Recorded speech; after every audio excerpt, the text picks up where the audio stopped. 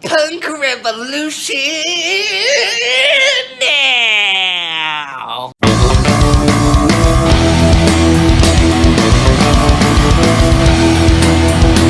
Hey everybody, today we are going to be reviewing the amazing, the outstanding, the fantastic best band of all time, Tool's new album, their first album in like 13 years,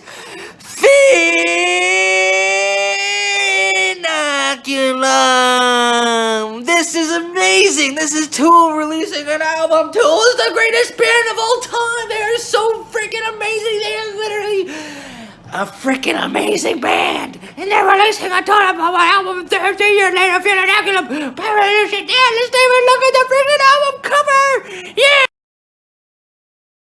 This album artwork is freaking amazing! It's freaking Tool at their fucking best! I love this album artwork, it's so fucking deep and so fucking emotional. It makes me think about the fucking meaning of the word ego in life and society. Yeah! Alright folks, let's talk about the fucking music. So, Tool released the song Fear Inoculum, the title track of this album, as kind of the build-up, the single to hype up the album, and I honestly wasn't super impressed by this track.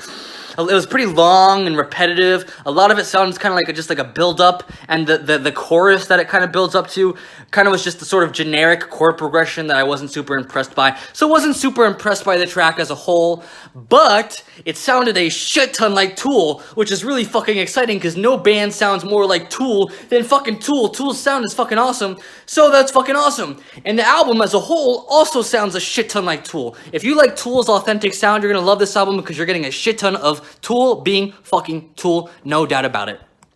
Alright, I don't know if that makes any sense, but it's off, I mean, the album's off to a good start given that it sounds like Tool. That's what I'm trying to say. So musically, what's Tool doing here?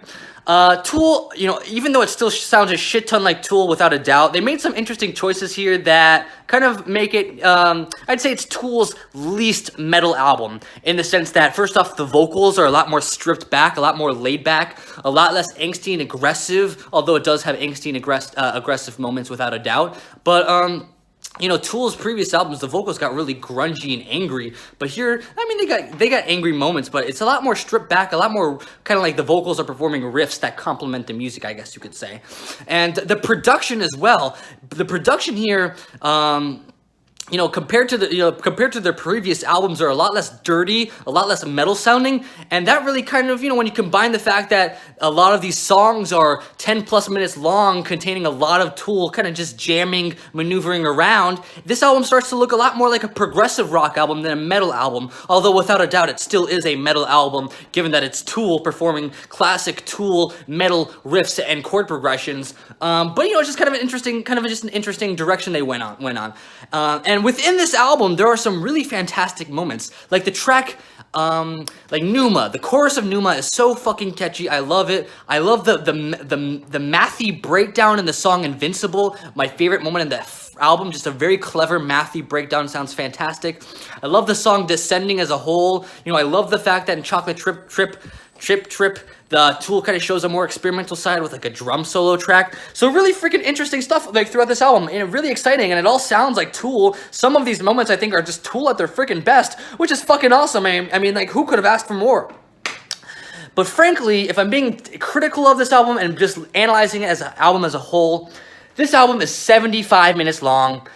A lot of it is just Tool kind of jamming, maneuvering around, and the fantastic moments within this album that I mentioned it's just there's not enough of it to justify this album being so fucking long. I mean, all these tracks, they're just so long, and like I said, it's just kind of Tool just jamming around, maneuvering around, which if you love the Tool sound, you might like that, but for me, it just kind of gets a little bit boring, and becomes kind of a chore to listen to, and the fantastic moments don't happen enough for me to justify listening to this album as a whole. Like, I don't really want to go back and re-listen to this album as a whole again. I might listen to a couple tracks off it again, but it's just so long, and just like I said, so that kind of is a tease, because it's a teasing you, because this Tool is still showing you that they're capable of writing some really fantastic creative ideas, but you know, it's just like not the best album ever. I'm giving this a 7 out of 10. You know, the pros of it being that it's Tool sounding like Tool, which is a great sound.